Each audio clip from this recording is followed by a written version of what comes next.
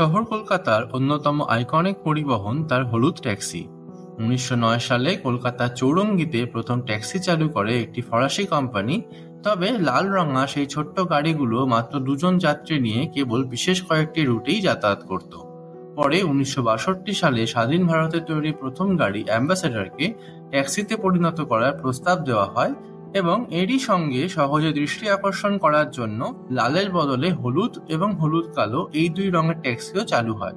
পরে শহরের মধ্যে যাতায়াত করা হলুদ কালো ট্যাক্সিকে সরিয়ে ক্রমশ শহরের সিগনেচার হয়ে ওঠে এই হলুদ ট্যাক্সি। তবে হিন্দুস্তান মোটরস 2014 সাল থেকে অ্যাম্বাসেডর গাড়ি তৈরি করা বন্ধ করে দেওয়ায় সম্ভবত এই দশকের মধ্যেই ফুরোতে চলেছে আমাদের চেনা হলুদ ট্যাক্সির অধ্যায়।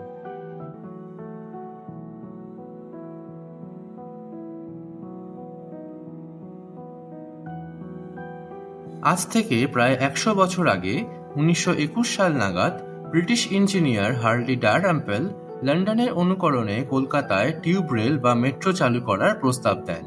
টাকার অভাবে সেই প্ল্যান তখন কার্যকর না হলেও স্বাধীনতার পরে 1973 সালে কলকাতায় মেট্রোর কাজ শুরু হয়। এর প্রায় 1 দশক পরে 1984 সালে 24শে অক্টোবর কলকাতার ভবানীপুর থেকে এসপ্ল্যানেড পর্যন্ত 3.5 কিলোমিটার পথে শুরু হয় উপমহাদেশের প্রথম মেট্রো সার্ভিস। এরপরে ক্রমশ যেমন এই প্রথম রুটের দৈর্ঘ্য বেড়েছে, তেমনি তৈরি হয়েছে আরো নতুন নতুন রুট। এর পাশাপাশি সাধারণ রেকের বদলে চালু হয়েছে অত্যাধুনিক এসি রেক। আর এই সব কিছু নিয়েই আজ কলকাতা মেট্রো পেরিয়ে এলো তার পরিষেবার 4টি দশক। জানাতে ভুলবেন না কেমন লাগলো গল্পকথার প্রিয় গল্প সিরিজের এই ভিডিওটি। আর পুরনো কলকাতার এরকমই আরো অনেক অজানা গল্প শুনতে অবশ্যই সঙ্গে থাকুন কলকাতার গল্পকথা চ্যানেলের। ধন্যবাদ।